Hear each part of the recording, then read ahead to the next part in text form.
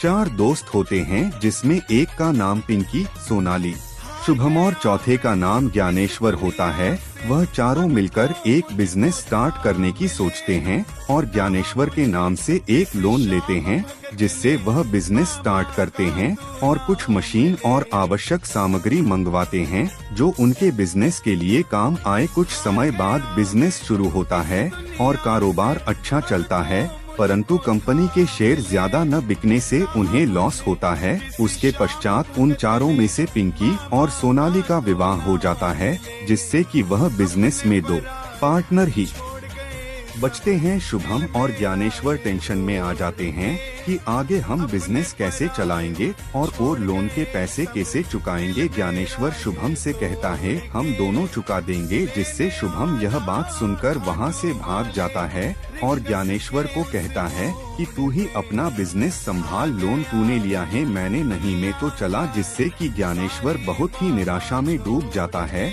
और घर जाने के लिए वह ऑटो वाले से पूछता है कि घर जाने के कितने पैसे लगेंगे, तो ऑटो वाला कहता भैया 200 रुपए लगेंगे। वहाँ खड़ा एक व्यक्ति कहता है कि एक राजस्थान में एक खाटू श्याम की नगरी है, वहाँ जाओ, तुम्हारी समस्या का समाधान वही होगा। उसे हारे का सहारा कहा जाता है और वह वहाँ से स्टेशन पर जाकर रिंगस जाने का टिकट निकलता है और अपने पिताजी को घर फोन लगाकर कहता है पिताजी मैं बाबा श्याम की नगरी खाटू जा रहा हूँ, और वह ट्रेन में बैठ जाता है। जब रिंगस स्टेशन आता है तो वहाँ वह उतर जाता है और रिक्शा वाले को कहता है कि खाटू जाने के लिए कितने लगेंगे, तो वह कहता है 100 रुपए। जब मैं देखा है कि उसके पास कुछ नहीं है तो वह पैदल ही निकल जाता है और वहाँ से खाटू 17 किलोमीटर पैदल जाना होता है। कुछ घंटे चलने के बाद वहाँ खाटू नगरी पहुँच जाता है